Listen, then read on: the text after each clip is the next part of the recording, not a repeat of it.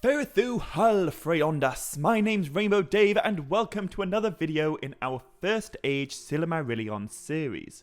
So today I'm beginning this video with a Mannish language, and that's because it's finally time to talk all about the race of men. This is a turning point in the Legendarium. You certainly don't need me to tell you how important men are going to be as Middle-earth history moves forward.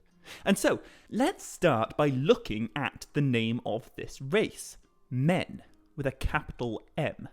Now, they do also go by other names, such as the second-born children of Ilúvatar, or the Atani, as they're called by the elves, among quite a few other less flattering names. But in most cases, Tolkien uses the word men, and a word that he doesn't use ever is human. Now, obviously it is fair to say that the race of men is analogous with our human species, and when Tolkien writes men, he obviously means both male and female of the human species. You know, like Eowyn, for example, she is a woman, but she's still of the race of men. But the reason that Tolkien never calls men humans is actually a really straightforward one. Human came into the English language through the original Latin word homo via the Old French humain. I don't know if I'm pronouncing that right. But men, on the other hand, came into our language through the Germanic man via the Anglo-Saxons. And so this word choice, men instead of human, is a great example of Tolkien eschewing Romance words in favour of his preferred Germanic ones. Anyway, in order to talk about the origins of men, I'll have to go back in time to the very first rising of the sun, which occurred exactly 7 days after Fingolfin first set foot on the ground of Middle-earth. And we're told that, just like the elves, men were originally laid down by Eru Ilúvatar in a secret place, far away in the distant east. And whereas the elves got Cuivienen as the land of their awakening, the men got Lorien. However, although there are obviously a good few number of differences between elves and men, I think by far the most significant is their relationship with mortality, the gift of men, aka death. So obviously we all know that elves can be slain, but they can't really die. If one is killed in battle, for example, their hroa, that's their body, that will die, but their spirit, their feia, will be taken to the halls of Mandos in Valinor, where it will be held and judged, and eventually, if they were a good elf, it will be rehoused to live again in Valinor. Elves are simply unable to leave the confines of Arda, and so even in death, they are subject to the burdens and the sorrows of the world. But that is not the case with men.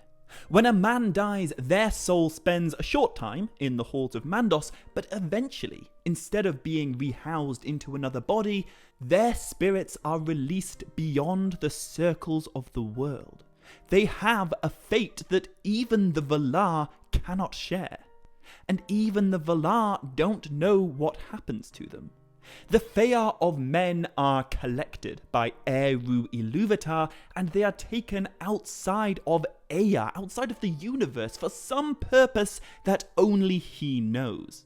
And so, among all the many immortal beings of Arda, the gift of men is seen as this really good thing that, like, the elves and the Ainur are envious of. But from the perspective of men, the mortal race, the only ones who get sick and die young of natural causes, the gift of men is, at best, a complicated inheritance. And it's this fear of death that both Morgoth and, of course, later Sauron use to corrupt men into the service of darkness. But even in the very beginning, there are some men who resisted. So, going back to the very first sunrise and the moment that the very first men awoke, there's a rather interesting detail, which, if you're particularly perceptive, you may have already noticed from this artwork. Because, as I said, Lorien is in the far east, probably near the Eastern Sea, And the men awoke with the first sunrise, but in this picture, the sun is rising behind the mountains, which would mean it's rising in the west. And this is actually a great attention to detail from the artist, because Tolkien actually specifies that originally the sun did indeed rise in the west. And this is what inspired some of the earliest men to migrate away from Lorien, to follow the rising sun into the west. And it's especially interesting because in elven culture it is the moon that's held in particularly high reverence, and the awakening of the elves coincided with the kindling of the great constellations, the stars. But in mannish culture, that same reverence is afforded to the sun. And it's because the sun has such a significant role in the origins of their race. However, I should point out that although this is the story, as it's given in the published Silmarillion, there is a section in the book Morgoth's Ring which suggests Tolkien later intended for men to awaken much, much earlier in the story, shortly after the awakening of the elves. And the reason for this, I think, was to give more time for the mannish languages and for their customs and cultures to evolve before any of them encountered the elves of Beleriand. Now, the reason this matters when building your own individual headcanons is because it could potentially reopen that whole can of worms regarding the origins of the orcs. I think in an earlier video I said that the earliest orcs had to have come from elves, as there were no men around at the time to corrupt. But if we consider Tolkien's later writings to be true, then perhaps the earliest orcs could have been bred from these early men. We just don't know. Anyway, regardless of exactly when this is happening, we can say with certainty that just like with the elves, the first being to discover the new race of men was, tragically, Morgoth. In the beginning, it's said that men were very few in number, and all of them originally fell under the shadow of the Dark Lord, and they turned away from Eru Ilúvatar. In fact, it was Morgoth's original plan to turn all men into enemies of the elves, and to effectively use the second-born children of Ilúvatar as an evil army with which to conquer the firstborn children. But this did not work, and that is due to the growing power of the Noldor in Beleriand. As his enemies got stronger and stronger, Morgoth eventually left Lorien, and he returned to Angband in the northwest to fight them, which gave men a bit of a welcome reprieve. And although it is said that the shadow of Morgoth did remain in the hearts of many men, and they became worshippers of darkness, others repented and escaped. And these good guys are the ancestors of all our favourite mannish characters throughout the entire Legendarium. But the sad truth is, unlike with the awakening of the elves, we don't actually have very much information at all on who these earliest men were. There's no mannish equivalent of Emin the First, and that's because, remember, the Silmarillion is an elvish history. It's written from their perspective, and there were absolutely no elves present at Lorien. And it's not even like the elven lawmasters could later interview those early men and, ask them about their experiences, because between the awakening of men and their eventual introduction to the elves of Beleriand, many, many, many generations of men would have lived and died. The men themselves do not know the details of their own origins. It's lost history. However, that said, we do know a thing or two about the mannish migration from the absolute east into the lands we're all familiar with. And it's from this migration that we see all the different groups of men begin to form. So, just to compare the origins of elves and men once more, both races journeyed from the east into the west, but with the elves they were immortal. So we know that some of the ones who departed Cuir-Viennen are the same individuals who arrived in Beleriand or even in Valinor. It may have taken them thousands of years, but there are elvish individuals who did the whole journey by themselves. This obviously can't be the case with men. The migration of men took place over many, many, many generations, and this is reflected in the complex web of mannish cultures. Men were born, and then they moved on a bit, and then they died, and then their children moved on a bit, and then they died, and so on, until we have loads of different mannish communities all over Middle-earth with a ton of different languages and customs and civilizations. And some of these cultures are related, and they speak similar languages, but others are completely sundered. And I just think this is a really interesting part of the Legendarium to think about.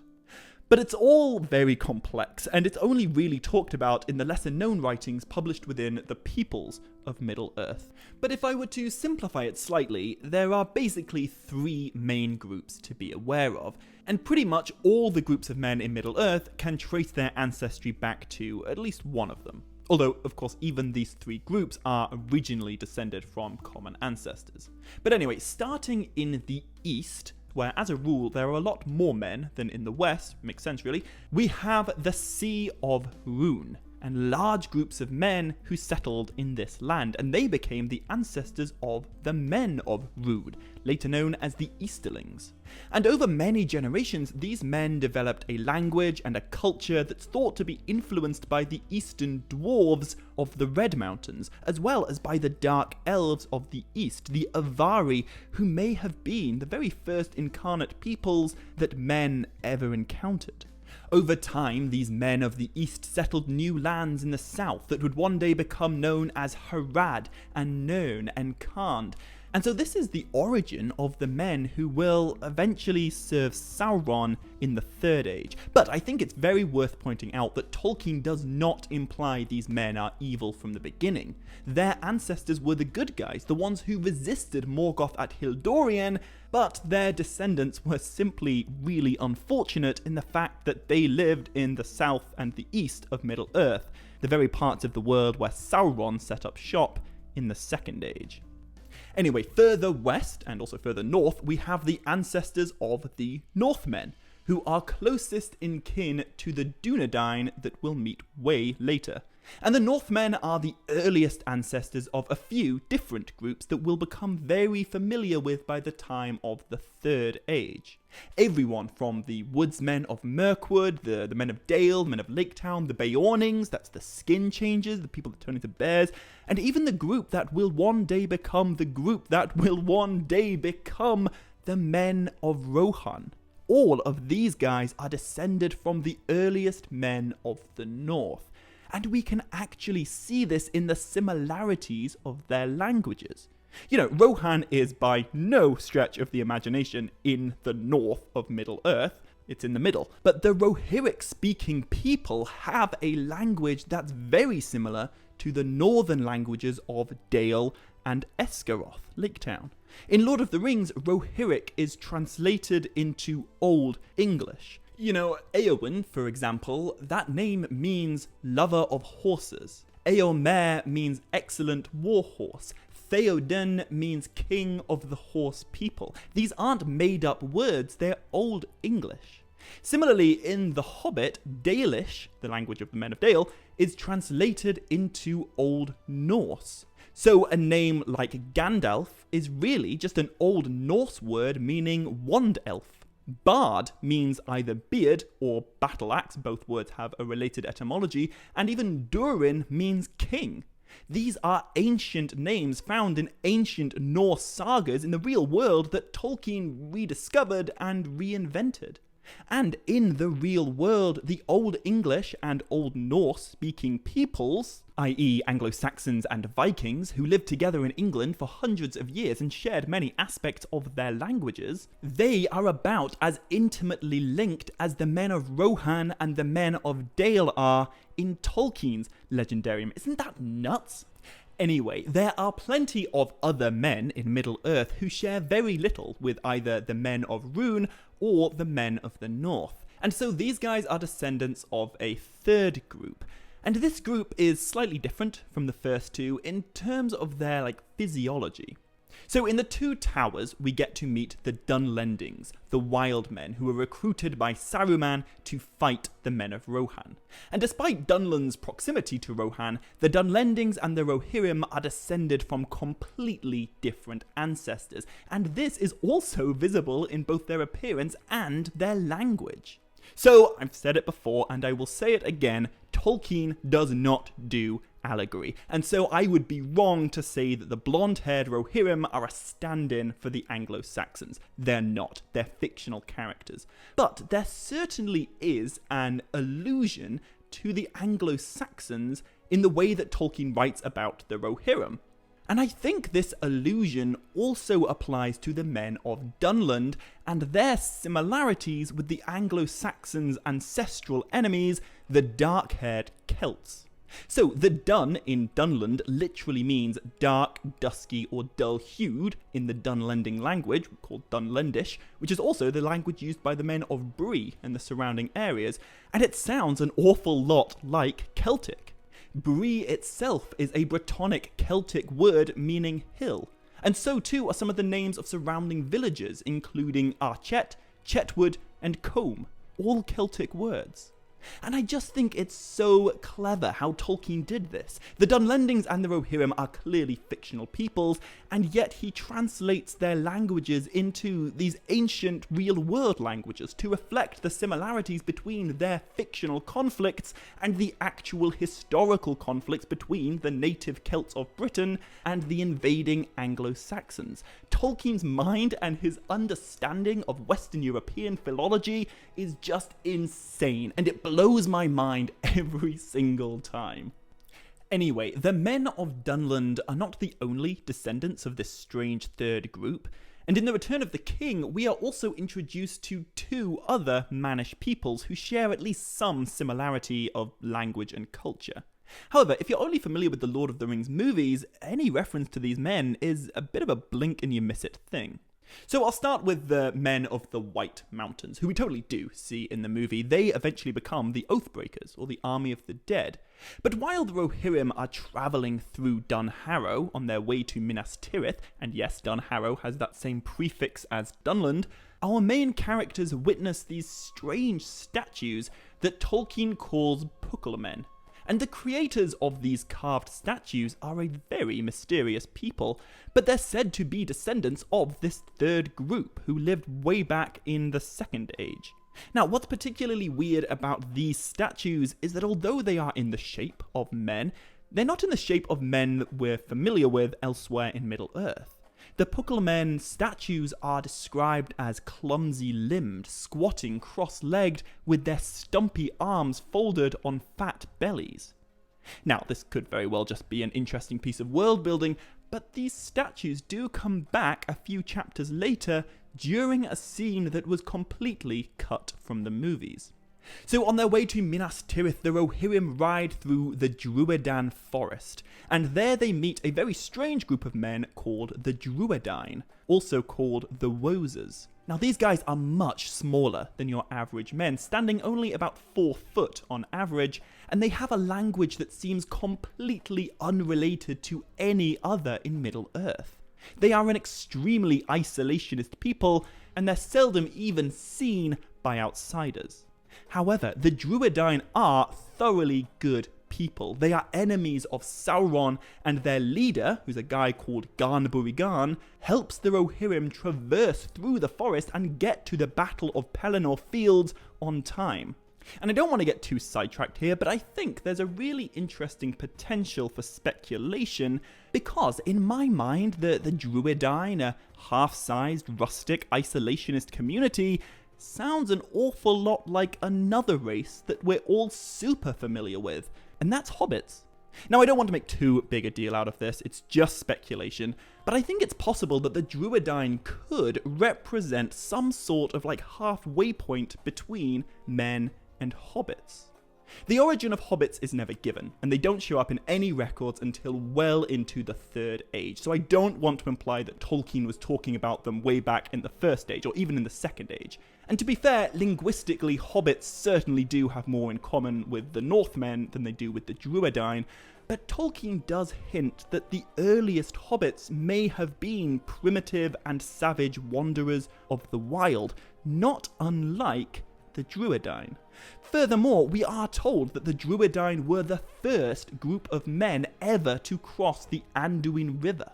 And we know that the very earliest mention of hobbits describes those people that were living in the valleys of that same river. The Drúedain forest is next to the Anduin River, and we're even told that there was a clan of slightly larger river hobbits called the Stors, of whom Smeagol is the most famous, and they did such mannish things as wear shoes and grow facial hair.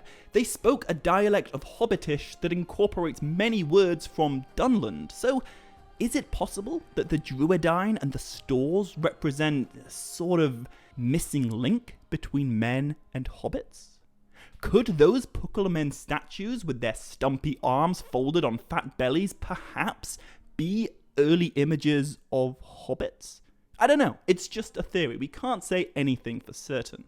But what we can say for certain is that hobbits are definitely some offshoot of the race of men. They are not dwarves and they're not elves. How exactly they came to be is unclear, but both races fall under the umbrella of afterborn children of Ilúvatar.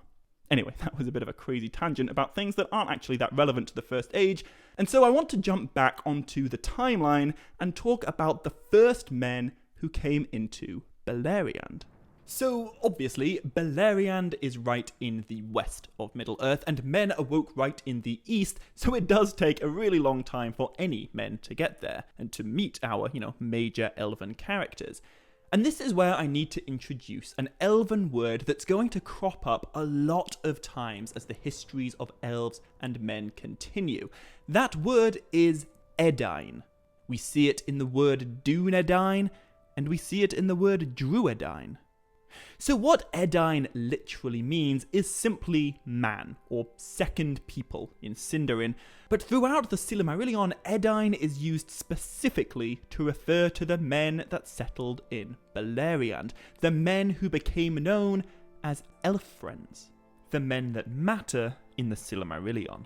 And these men of Beleriand, these Edain, can be split into 3 separate houses: the House of Beor, the House of Haleth, and the House of Hador. Now, I'm going to spend the next video talking all about these 3 houses and all the exciting things they get up to with Fingolfin and the Sons of Feanor and Eleuthingol and all of that. But before I finish this video, I do want to talk about the moment when the first elf of Beleriand met the first man, or at least the first named elf meets the first named man. And if you've been watching this series in order, then you'll know that I've kind of jumped about in time quite a bit over these past 3 videos, but we've now finally, once again, caught up with the chronology. Because it's actually during the Siege of Angband, the centuries of relative peace where Morgoth is locked away inside his fortress, that this momentous event takes place. And the focal character of this moment is one of my all-time favourite characters, Finrod Felagund, Lord of Nargothrond and the older brother of Galadriel.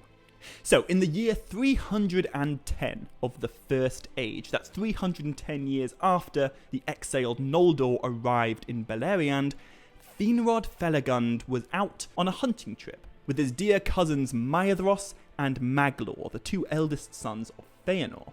And this hunt took place in the east of Beleriand, but when Finrod grew weary of the chase, he turned south, and he journeyed alone into the wooded region of Thargelion. And it was there, as night fell, that Finrod saw lights in the evening, and far off he heard the sound of song. Now, at first, Finrod had no idea what he was hearing. He knew that it couldn't be the Green Elves of that region, as they lit no fires and they never sang by night. Also, it didn't sound like elven music. In fact, Finrod's initial concern was that he may have stumbled upon a war band of orcs that had escaped the watchful siege of Angband. But as Finrod drew nearer, he perceived that these songs belonged to something else entirely. They spoke a language that no one in Beleriand had ever heard before. And so, Finrod Felagund watched them, and love for them stirred in his heart. But he remained hidden in the trees until they had all fallen asleep. Now, I do think it's worth pointing out that this encounter between the first men of Beleriand and the first Noldor shares massive similarities with the encounter between the first elves and the Valar Lord Orome. In both cases, a wonderfully powerful hunter is off wandering alone through wild lands when they suddenly stumble upon an entirely new race, singing in an entirely new language. And in both cases, they are filled with wonder. Now, I'm not trying to imply that Finrod Felagund is equivalent to the godlike Valar Orome, but I do think his relationship with the first men can be compared to Orome's relationship with the first elves.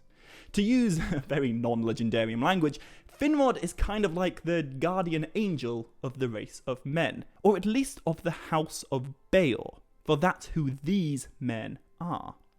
So of the three houses of the Edain, remember that's the House of Beor, the House of Haleth, and the House of Hador, the House of Beor are the very first to arrive in Beleriand, and they are led by the first man in the Legendarium to get a name, at least as the internal chronology goes. And his name is, believe it or not, Beor. Now, we don't know much about Beor's early life, but he was a highly respected leader who brought his people into Beleriand. And we're actually told that the reason they were singing and celebrating when Finrod found them is because these men were glad and believed that they had escaped from all perils and had come at last to a land without fear. Now, that doesn't turn out to be true, but I will say that at this moment in their history, the House of Beor are astoundingly lucky. Of all the people in Beleriand they could have randomly bumped into, it was Finrod Felagund, the loveliest guy in the world.